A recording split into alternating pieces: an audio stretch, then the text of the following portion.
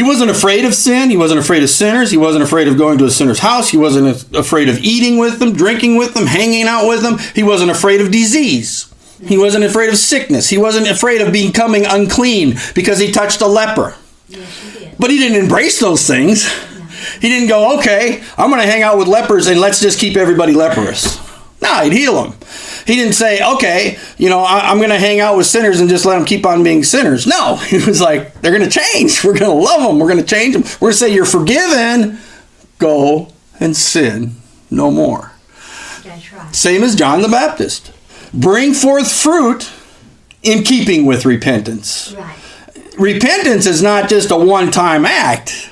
Now that you've turned away from that sin, leave it in the past. Exactly. Don't go back. I love Elijah and Elisha. As Elisha's getting ready to follow Elijah, what does he do? He takes the plow that he's plowing with in the field and he breaks it up. He takes the ox he was plowing with and he slaughters it and he makes an altar and he makes a sacrifice and he burns it up. Yes. How many of you know you can't go back to plowing the field if you destroyed the plow and the ox?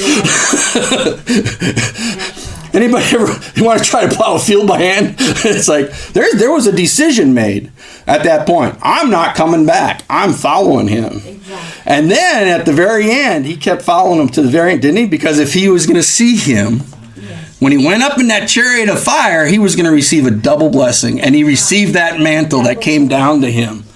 What a wonderful thing. And that's what we need to do in our lives in that repentance, turn away from it. And that's the problem sometimes believers have is they go back to those things. They cling to the sin. They let it continue and they think it's okay because they can look okay in church and they can say the right things and still let sin in the church. And then you have the whole group of people where they just embrace sin.